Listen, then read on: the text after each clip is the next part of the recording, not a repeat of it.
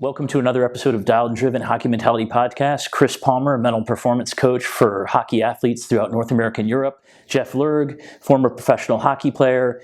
And today we have something different. We're talking about actionable things. We thought it made a lot of sense to combine podcasts, to have a joint podcast with the Athlete Lab podcast, really covering all the things from their perspective that work in developing the whole athlete.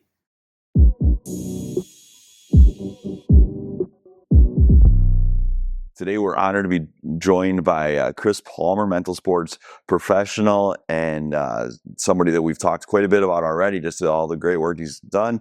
And then Jeff Lerg. Jeff Lerg is former professional hockey player, NCAA legend, and goalie coach and mentor here at the Athlete Academy. So really happy to have both these guys here with us, and thanks for joining us.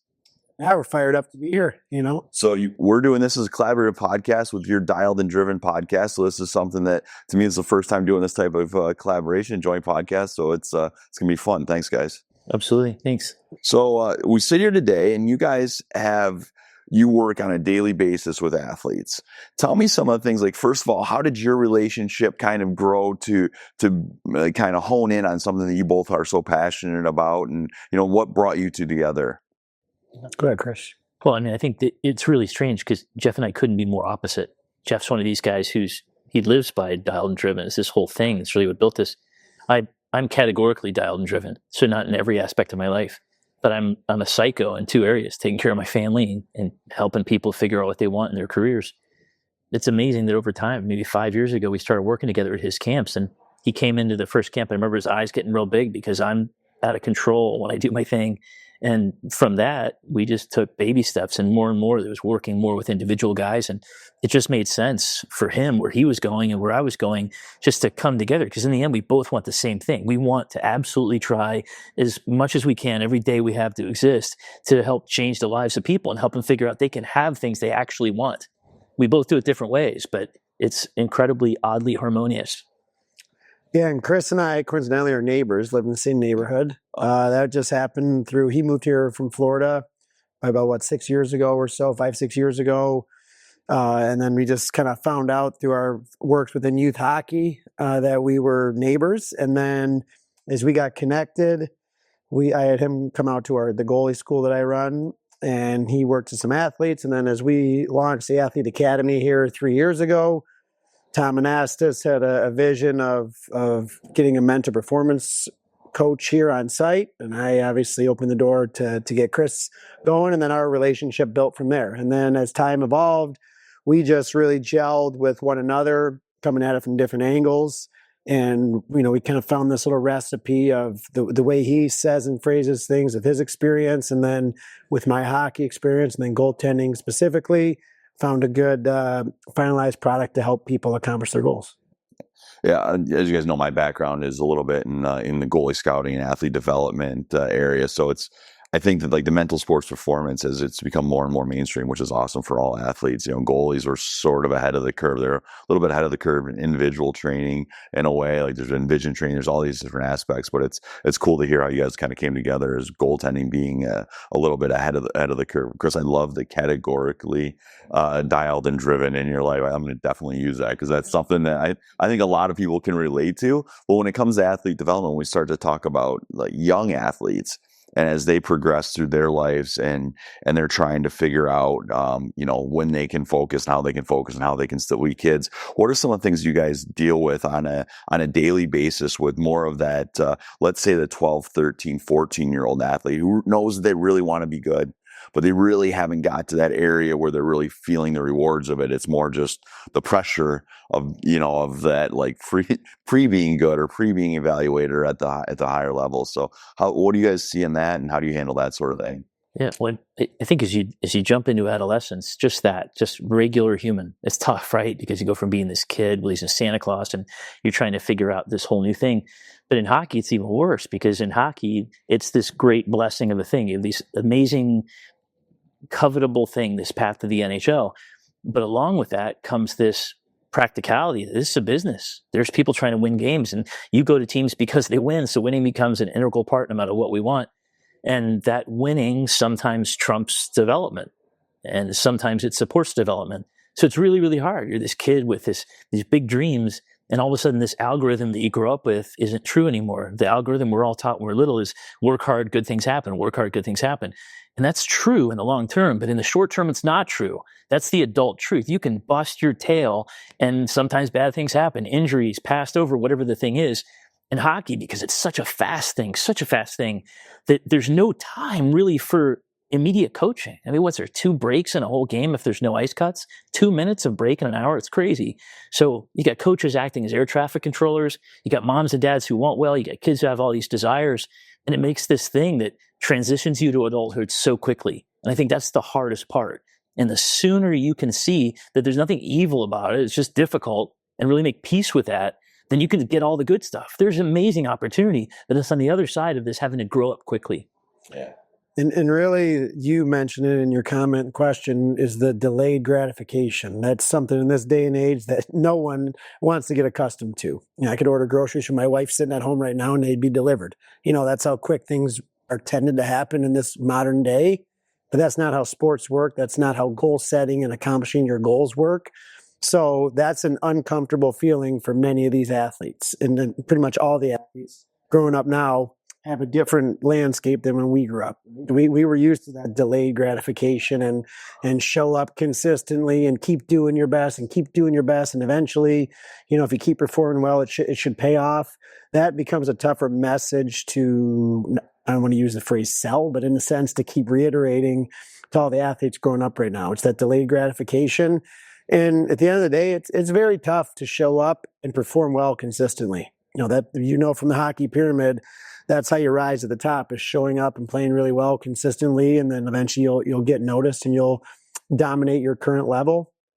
And I know I use that phrase a lot, dominate your current level, but you have to be overwhelmingly awesome to stand out. And that's one of the biggest challenges that I have with the teenage athletes when trying to coach them and mentor them is really getting them to understand that is, you want to be a good teammate, you want to be part of your team and help your team win. But at the end of the day, if you're kind of barely scratching and clawing to make the lineup, then having that goal to be at the NCAA Division I college hockey level, it isn't as easy as you may think it is. So those are some of the challenges we deal with. Yeah, that's the idea. I think it's an easy thing to say, trust the process. You hear that all the time, or, enjoy the ride. I think that for coaches and for parents and athletes, understanding that next day at practice, the most important thing you can do is do your best at that practice, enjoy it, and understand that it's not always going to be about that next stage, or, it's not seeing that, that instant gratification needs to be that you were successful in that drill, and success means that you gave your best effort. And those are the things that those building blocks are really important. And so Jeff was obviously, as a goalie, you played in some super, super high pressure games, won an national championship in college. You went and played pro in one of the most high pressure environments in the minor leagues I've seen firsthand in Toledo, where they've got fans who are as rabid as there is in sports, with expectations to win championships. And from a goalie's perspective in general, and this goes for any kind of athlete that's maybe in an individual sport, playing tennis, you're playing golf, goal is a really unique mental component. So talk about some of the things that you kind of try to reiterate with goalies you might work with, but also you might have learned if you ever learned the hard way with that, and knowing how important the mental side is. Yeah, the mentality piece, you don't really know it when you sign up to play the position. You play it, the puck doesn't hurt yet when you're young, you're fearless when you get in there. And then you learn along the way that there's a mentality that it takes to be successful.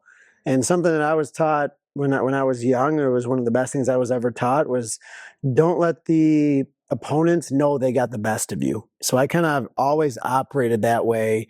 I could let up a goal from the red line and I would act like nothing happened. I could make an unbelievable diving save on an open net, act like nothing happened. So I built this routine of just consistency, never too high, never too low. And that's a skill to be developed. And I know for me as a youth, getting into teenager, into more competitive hockey, to work my way into the college landscape, that became a skill set of mine that helped me get noticed, was just that overall consistency. And I know from my assistant coach at Michigan State, he had to kind of sell me to the coaching staff there. I'm a 5'5" asthmatic goaltender who did a nebulizer breathing machine from the very first time I skated at 4 years old to the very last game I played at 32 years old. I needed a breathing machine just to be able to get on the ice. Every practice, every workout, every pregame skate, every game, I did a breathing machine before I played. So I was a kind of a hard sell. I was also kind of the last of the dinosaur fossil of being a small goalie. I grew up in the era of the 5'8", 5'9" Stanley Cup winners, and I was really the only one playing over the course of a 10-year minor league period in that 5'5", 5'6" height. So what I'm getting at is the way that I got a college scholarship to Michigan State is that the assistant coach sold the head coach, said, this is the most consistent goaltender I've ever seen. He gets 50 shots in a game. He gets 12 shots in the game. He's the same goalie. And to me, I took a lot of pride upon hearing that from him, is because that's what got me where I wanted to get to. It was that consistent approach, never too high, never too low. And then that's where I've, kind of evolved. And now I try to reiterate that to the athletes, just being dialed and driven all the time. That's it. You're dialed and driven all the time in everything you do, and you never get too high, never get too low. That's definitely a skill to be able to do that. And I think it's a skill that athletes kind of feed around the people around them as well. It's air traffic control, the analogy used as far as what coaches are doing, how they're reacting. And for a young athlete, when they're dealing with the ups and downs of performance, not necessarily development, because we talk about development, but then we talk about performance. I think so much of what we're trying to work on is their performance, but the development word gets kind of put to the side until it's not. So when you're trying to help an athlete, like how much do you talk to them, not only about their own mentality, but dealing with the people around them, they're supporting, I don't know, it's on a staff, but you know what I mean by that? Like their support network is the word I was looking for. So how much do you talk with the athlete about helping manage their support network? Yeah. Well, I mean, I can tell you that people come to me when they have problems. They rarely come to me for proactivity. Now, there's guys I work with every week. There's guys I work with every month. But mostly, people initially come to me because they hit their head on something. Something's not working. And in almost every case, it has to do with the dynamic that's happening on the ice, on their team, with their coaches. And either something's going on where teammates are riding them, giving them a hard time. Coach maybe isn't giving them the time they think they should have. Usually things around that. And in some cases, it's worried about too much pressure from mom and dad or people who love them. So it's almost always about how they feel about how they're being treated. Because there is this kind of algorithm when you're younger and really as you get older, unless you learn this, where you kind of feel like the world is doing this to you. The world's doing this stuff. And instead of you realizing that the world does things, but you get to decide, like, where are you going to take the ship? What are you going to do? Are you going to sit here and be run over because something seems like it's bad? Or are you going to make peace with that and then decide, what am I going to do now? What am I going to do now? Because in the end, that's all you ever have. All you ever have is getting your butt up and doing your job. And Jeff talks about this. 28 years he played hockey. That's insane. I just did the math. I didn't realize it was 28 years. But in all that time, for him to be so consistent, he's not normal. That's not how it normally is. But he has actually trained from a young age to be not too high, not too low. So he built these kind of mental habits. But most people, they figure, oh, it's your fault. It's your fault. It's your fault. We learn that from an early age. But the real high thing, that once you get past that feeling like you're awful and let people puke out everything they feel, we get to the point where, hey, look, what's controllable still? What do you actually fully have control of? And in sports psychology, they talk about process. Process doesn't mean a lot to people, but they understand doing their job. And I can go around any room, anytime, and ask everybody, what's your job in hockey? What's your job? What's your hobby? And they tell me, like, in a second, block shots, do this, be the playmaker, whatever it is. That is your job. And if you can find a way to do your job, no matter what you think is unfair, no matter what you think is bad, then you're going to make most of the opportunity. That's the thing. So yes, people react all the time to the people around them. And they usually see what's going on with people around them in a way that's not correct, and it holds them back. So if I can help them change the thoughts to where they are, which, hey, this is unfortunate, it's unfortunate. Sometimes it's greasy, sometimes there's bad things. But for the most part, it's a bunch of people trying to make something happen in the confines of a sport where you've got to win to be able to attract players. And in the end, once you make peace with that, then you see all the opportunity. Then it's not, I'm getting beaten up by the world. It's, hey, this is part of being an adult. And it's so hard to go from believing in Santa Claus to all of a sudden making it and acting like an NHL person. It's a big jump. Right. It's funny you bring up the fact that you mentioned earlier people come to you when things aren't going well, and then like worrying about the process and kind of like managing how that when the negative rhetoric. Something I saw a lot working in the NHL and seeing young athletes, but from post draft to turning pro, was actually struggling handling success.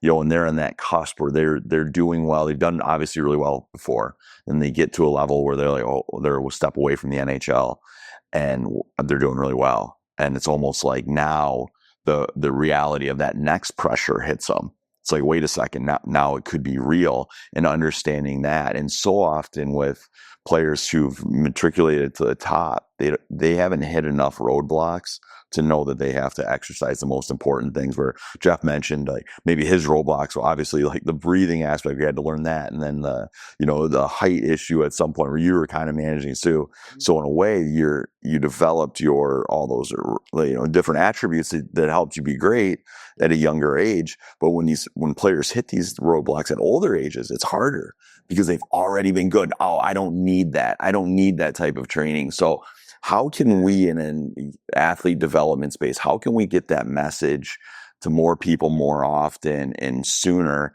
where it isn't as if they're only coming to mental sports performance with issues, or they're only developing this consistent routine because they don't want to be too high, too low. This is just their norm. Like, how can we do that as an athlete development culture?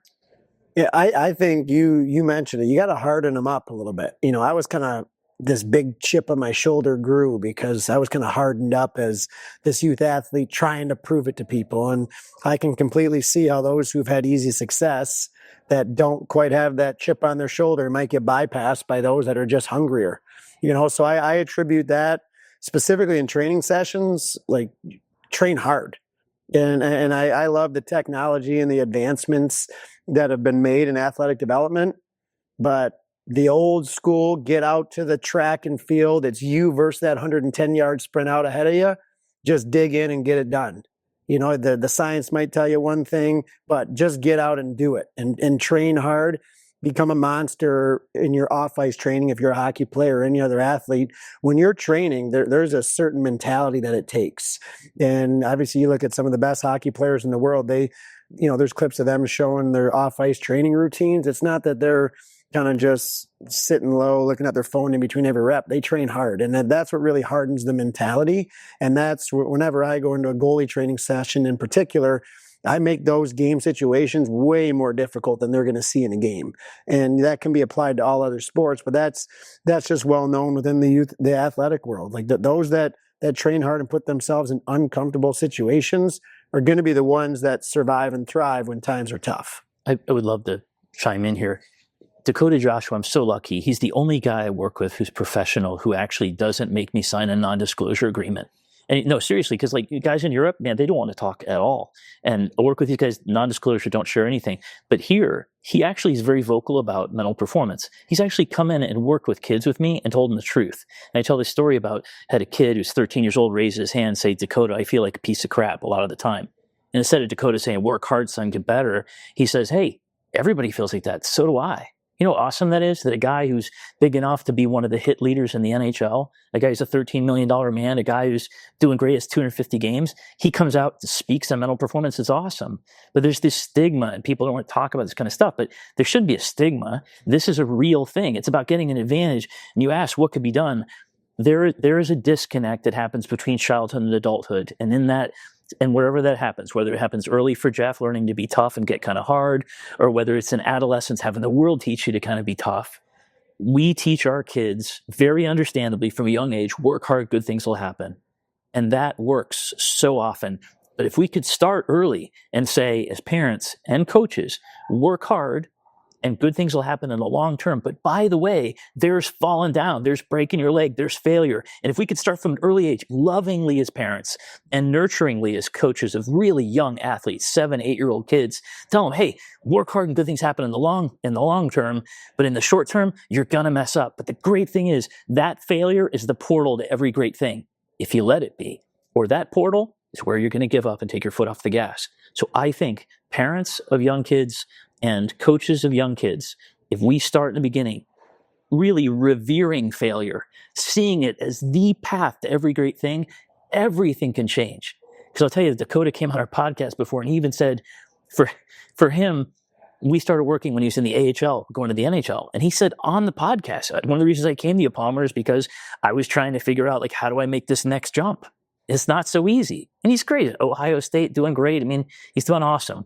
So truly, if we change the algorithm, we change the thought process and show that failure is the portal to everything, everything can change. I completely agree. I've been fortunate around this game my whole life, and the most fun I've had has been the last year coaching 10U, or last some spring and fall coaching 10U youth hockey, and the kids are they're magical to be around, because the failure sometimes you sit on the bench after maybe a tough shift or something goes wrong, but like that opportunity, let them know that's all that's what it's about. You're going to learn, you're going to get better. And then when you see that growth and the smiles, like that's the point of like all this, because what the game can ultimately give us, and all the things that we try to do and get these athletes to, I don't even like to say buy into, but just, to really make it part of who they are, embracing that failure. And you get a C on a test, like that's all right. You can get a B next time, but figure out what went wrong, and then also kind of embrace when you do it well. So this whole thing I could talk about for days and days, because I really believe so wholeheartedly, and not only what it does for athletes, but what it does for ultimately in life. Chris, you gave a presentation today at the academy. We had one of our coaches in our organization listen in, and he was just like, from an athlete perspective, it's great. But from my life perspective, and he's an adult who's like, God, I learned so much. I think that there's so much to it. So talk a little bit about what you're doing on a daily or weekly basis with the academy kids. It's a couple times a week. Like, how do you guys decide like what curriculum's there, and what sort of growth have you seen in this so far this year and over the last couple of years in athletes? Want to go first? No, go ahead with the mental performance. Yeah, so the mental performance side, there's really kind of two ways to do this. And we do a video part where we want to make sure that if somebody who's absent, they can have a picture of what's going on. But there's some stuff that we do that should never be on video, because it's people trying to share things about themselves. So we split this into two things. In the end, I can be an academic. I can tell them, hey, this is visualization. Hey, this is how to do breath work. This is how to do meditation. This is how to do goal setting. We can work on these things, and we do. And you'll see that the recordings, it largely looks academic, where we talk about these fundamentals that have worked for years and years in sports psychology. But after that, I try to get to the practical stuff, and I try to find a way to have it fit them and where they are. Our whole thing when we created this was not to just tell a bunch of stuff, but was to really impact people in a customized way. So what we do, and it was the inception when Jeff kind of created this whole thing this whole thing was us trying to find a way to customize it. And that comes in these pieces of paper at the end of the lesson. So we'll have this lesson in the beginning. Like today, we talked about conscious living versus unconscious living, finding a way to do things. Is most of your behavior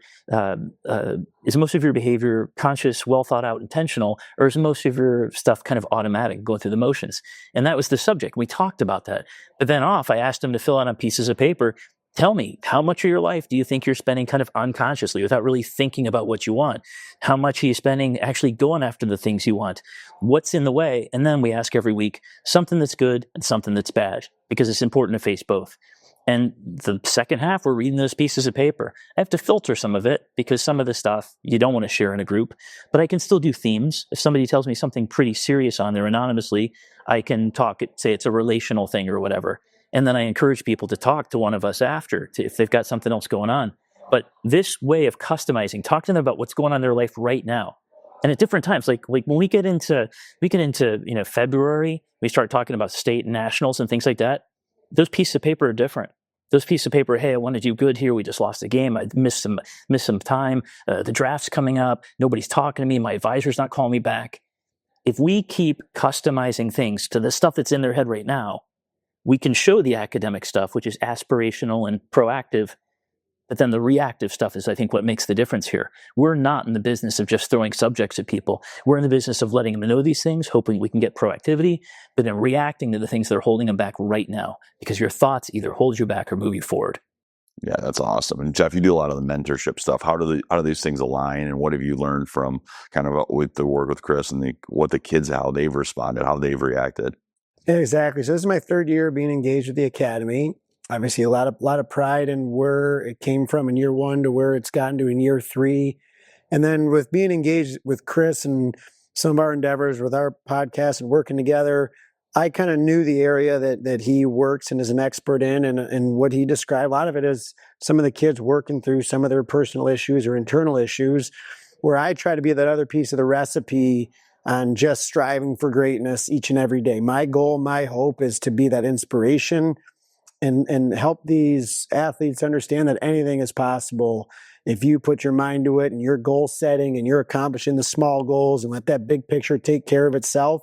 If they can get that hyper focus on taking care of their day and taking care of their small goals, I truly believe that they can get to where they want to get to. So I sit down, I meet with the athletes on an individual basis at least once a month, but then also I have a curriculum that I see them weekly on as a group that is based upon standards and habits and goal setting in particular. And those are areas that just organically through my life, I've had a great product of the environment I am, great family life, great friends, great people who push me along the way.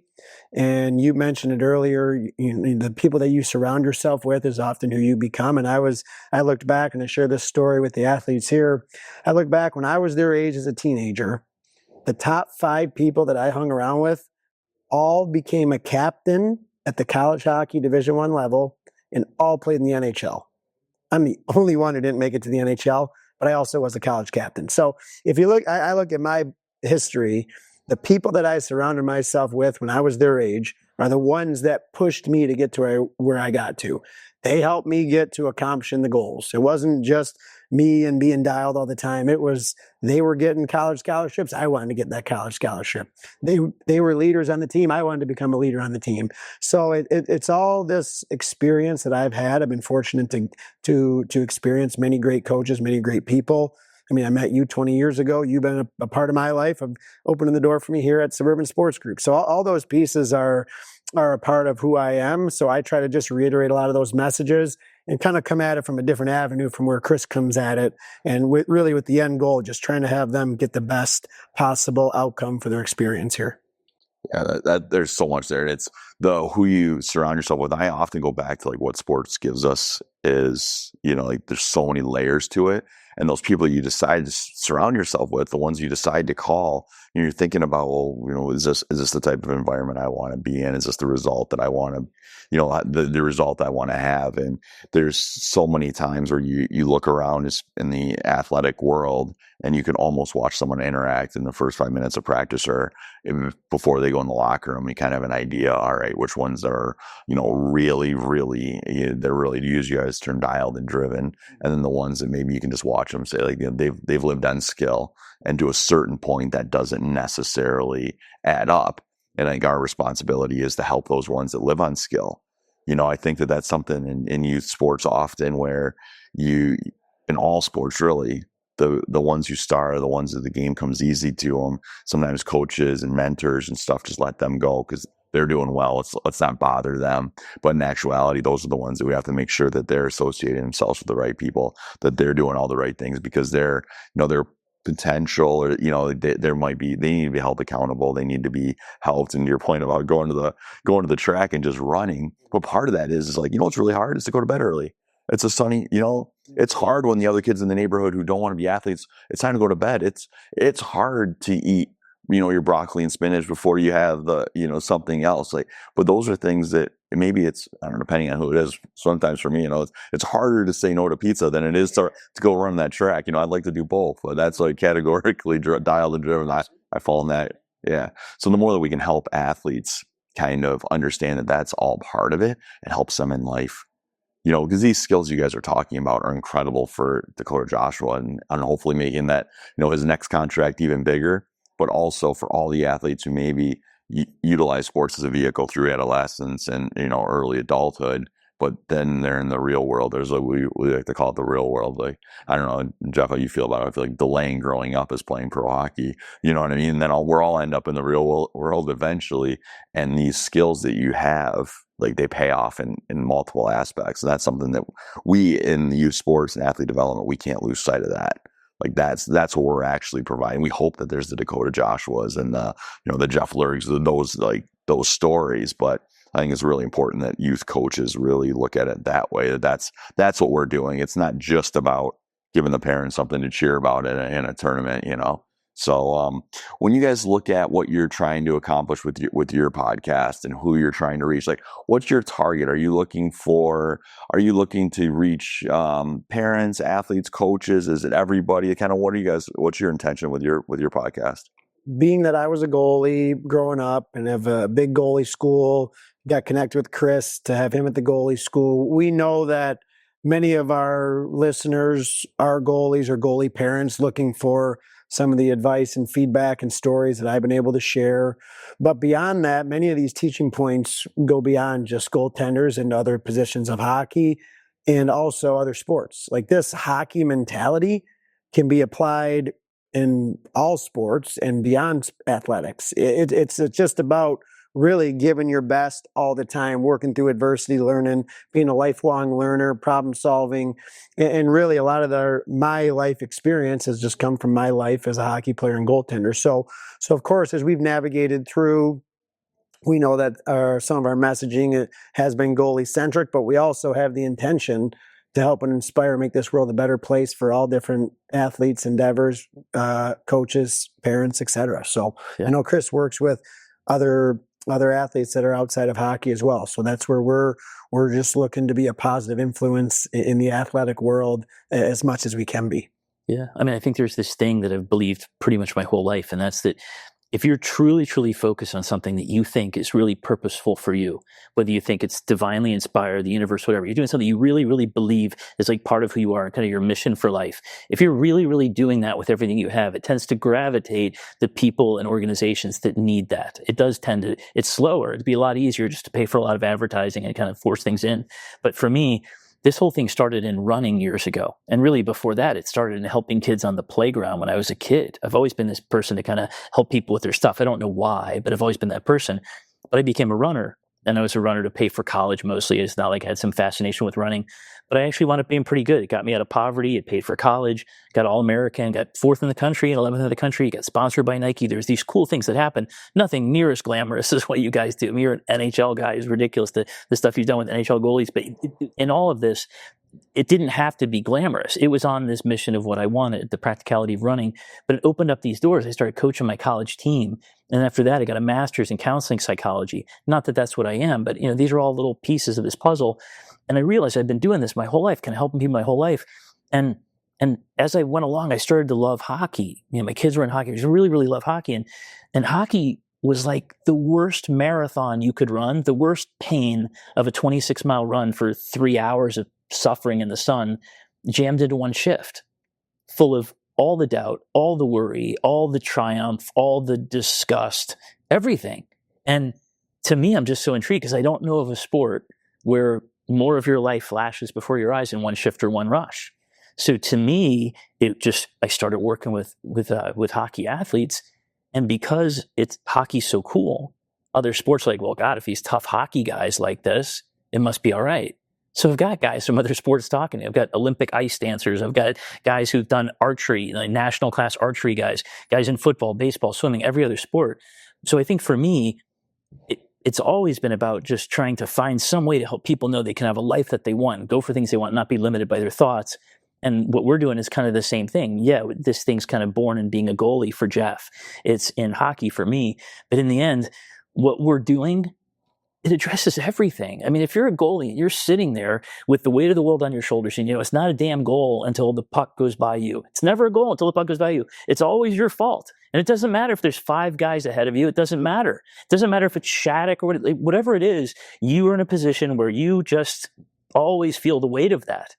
What's more human than that? I'm responsible as a dad, as a CEO, as a guy working at a concrete factory, whatever it is. The weight of the world falls on all of us, and being able to deal with that is such a gigantic part of life.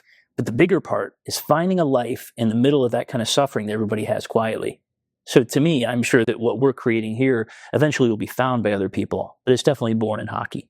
Well, that's exceptionally well said. And I think one of my key takeaways from that is as hockey players, we've ran a bunch of marathons. So we can check. There we go. Yeah. I don't have that sticker yet, but The mental concept of playing a game pales in comparison to those last 3 hours of the marathon, or the last 3 hours. I'm giving away how long it would take me to run a marathon.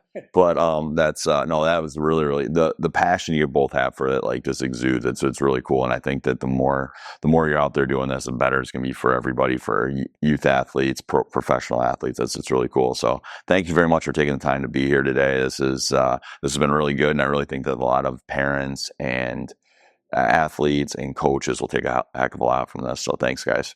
Yeah, no problem. We appreciate it. It's super fun, and obviously we love to talk sports. And another point, we'll dig more into the goaltending world with you in the future at some point. It'd be great. Sounds good. So, Phil, I appreciate you asking so much about us, but there's something you're doing here that I think is really unique. You had this world where you're working with guys at the professional level. You're working with all these NHL goalies, and it's a giant thing. And they have all the same stresses and worries and everything else. But you took all that experience, and you're coming into this academy in this place that's such a great metro for youth hockey. And you have all these hopeful kids, hundreds of hopeful kids trying to make this dream work. You've worked with other places. Have you seen anything different here? Is there anything you're trying to go for here that really makes a difference? Because you've experienced it all. The biggest thing that I took away from being around, I was fortunate to be around Tampa, and then when they won President's Trophy in 2018, and then with the Red Wings organization for 6 years, and see these players who are truly the best in the world at what they do, and how they do it. It's, first of all, they all love it. Like, the best players absolutely love being. They embrace at some point. Their passion for the sport was cultivated, and they're adults, and they absolutely love it. The next thing is they care about everything. Every little aspect is something that is a concern to them. So how they sleep, they're paying attention to that. What they eat after a game, how is that going to affect their sleep? How their food is cooked, what it's cooked in, what the water they drink is coming from. Like, every little aspect, they just leave nothing. They leave nothing to, like, the imagination. There's like, I need to know that. And I want it to be the best there possibly is, because they truly want it. They're the best in the world. But now it's like, I want to be better, or I want to stay here. And I was told at a young age, getting in the NHL is easy, staying there is hard. And I think that you see it all the time. You see guys who are there, but like, they can't quite stay there. And the ones who do stay there, I have so much admiration for the dedication it takes. So having the opportunity to work with, kids from before they're drafted, and get to know them and get to know their families, and watch them after drafted, and how they're transition in that new role of being an NHL draft pick, but not being in the professional ranks, to signing their first contract, to all the trials and tribulations. I remember one athlete having a hard time figuring out how to operate his first apartment. Like, here he's tons of pressure, but like, there was little life things that he'd never lived on his own. So like, seeing those, and then come to the point where they're in the NHL playing in front of 20,000 people, but then having however many people commenting on social media about what they're going through. So having seen all that, and what we're trying to do at the academy is we're trying to prepare these athletes for those stresses. And my goodness, I hope so. I hope one of them, hope 2, 3, 4 of them get to play at that level. But ultimately, like, learning that they can affect every aspect of their life by just trying to be a little bit better, trying to be the best of what they do everywhere. And a little bit to your adage about sprinting, like, those, they when they're ordering a meal, they're asking, like, what was this cooked in? What's your steak cooked in? Just because they know that the nutrients matter, and like, how the micro and macro nutrients matter, how they work together. They're thinking about that because it's a 24-hour thing. So, seeing those guys who play, like someone like Cam Talbot, who's playing well into his late 30s and playing well, and I could argue playing maybe better than he was 6 years ago. It's not because he was just blessed with something. It's because, my goodness, he do it like every day. He's in impeccable condition. He cares everything about what he eats. He's made adjustments in his diet midway through his 30s that's provided more, stability, injury prevention. It's helped him stay healthy. There's people like that is just, it's impeccable to see them get to stay there, and then see how they operate with the younger players around. And, so it's like seeing that small percentage of athletes and how they operate, And then knowing that we have this opportunity with the athletes here and to be able to share some of those and ultimately cultivate their environment. They don't want to hear adults tell them about what to do all the time. But as adults, we can create an environment that they're learning, you know, by osmosis, they're learning by accident a little bit. And I think the more that we do that, the benefits are going to pay off exponentially. We might see them next week. We might see them by the end of the year. Hopefully, what I hope is, you know, when they're 25, they're going to come back and be like, you know, I learned a lot, and this has really helped me X, Y, or Z places, because that's the ultimate hope for what we're trying to create here. And you know, you guys are obviously a massive part of that, and it's been a lot of fun. You mentioned this thing that I thought was really, really valuable, and it's when I didn't birth it. When Jeff and the guys birthed this whole thing was just trying to use every bit of experience they had, every bit of evidence they had to move forward. And when you came on, I didn't know where you come from, because I thought you come from much more of a, hey, we got to win, we got to win, we got to win. That's where you lived. But it's interesting. One of our first conversations was you were talking about the importance of doing things that we have some kind of evidence that is real. We know in sports psychology and all of everything, there's research, but sometimes it's with 300 people or 1,500 people or whatever it is. And we're all constantly trying with research to figure things out. But you really talked about this importance of using all of our experience to when we're showing kids these things, showing them things that work, showing them things that that's evidence-based. Where did that come from? Because you came from a world that was just, you know, win, win, win. Where did evidence-based come from? Because it's really such a solid thing, and it's harmonious with what we're trying to make. It's the best athletes in the world. They need more than just somebody's opinion. You know, they're gathering their evidence from seeing somebody else's success and how they're playing, and in particular from a goalie. You know, if they're playing dead angles and blow the dot and they're in RVH and they're over 6'4", it works. There's evidence of it, and they want to know that. That is a small goalie example. But if you're selling something, you know, you're not, and selling maybe is the wrong word, but you're trying to help an athlete in an environment, you better tell them, like, this is why, here's the evidence behind it, this is how we're going to try to help you, this is an area where you can get better. Do you agree with that? Yes. You know, the athlete usually knows better than anyone what they need to get better at.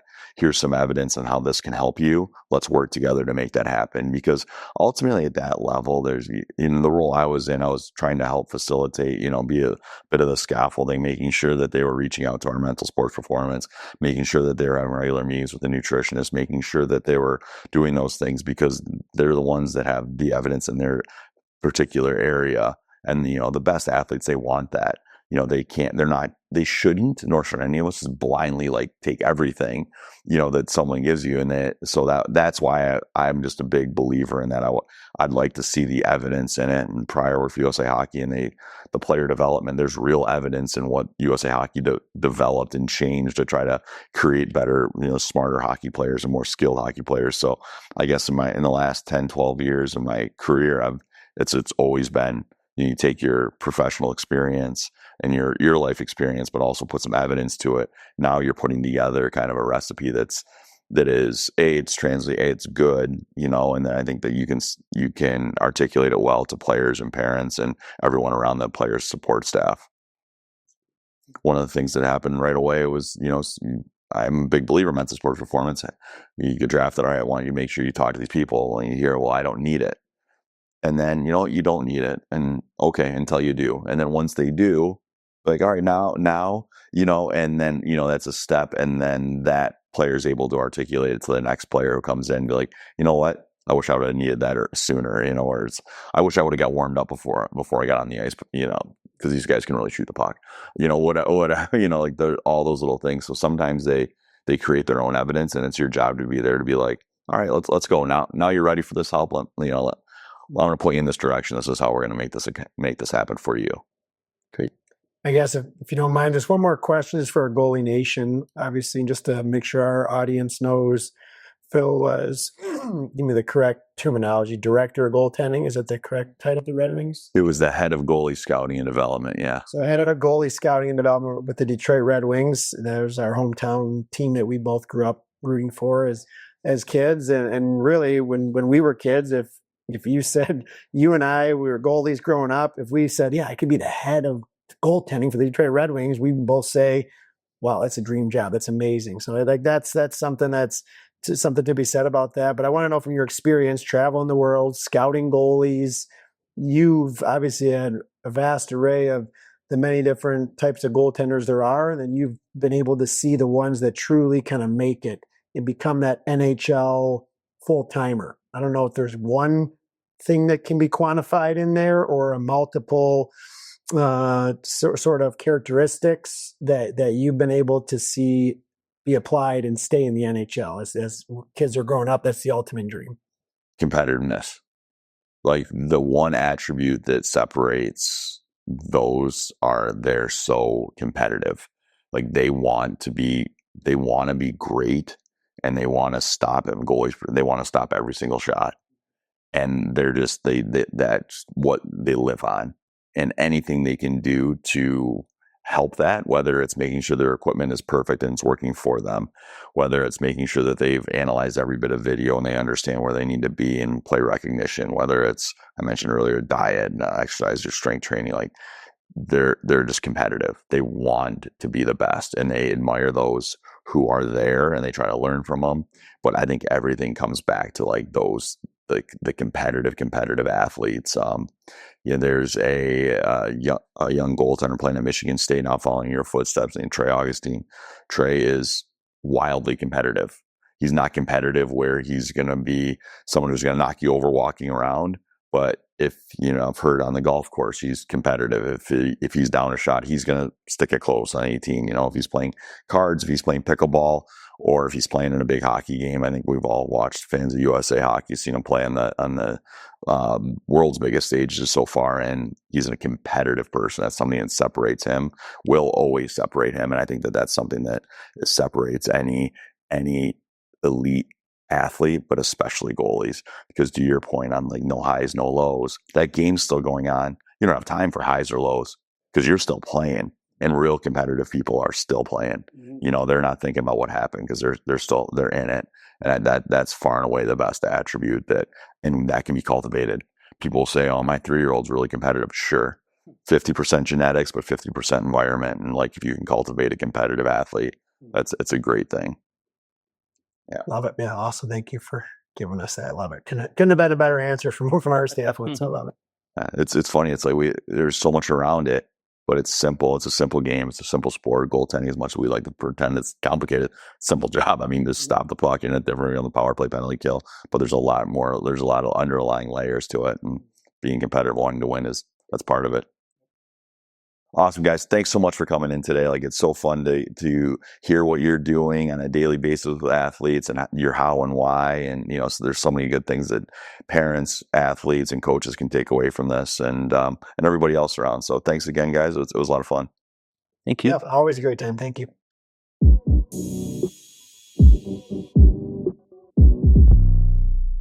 And to summarize our episode, athletes, many key points came up, but really, as we had our awesome guest, Phil Osaer, on, talks about competitiveness, and we talked a lot about bringing it consistently. So if you athletes and parents can take away 2 things that are actionable items to help you stay dialed and driven on your goals, it's to stay highly competitive in everything you do and work to find that consistency. So that'll conclude our episode for this week. As a reminder, make sure to follow us on all of our social platforms. We're at Dialed and Driven, and send us a note on any future episodes you'd love to hear at dialedandriven@gmail.com. We'll chat next week. Jeff Lerg! One of the best saves you will ever see, keeps this game alive. Chris Palmer again, the Hockey Mentality Podcast, Dialed and Driven.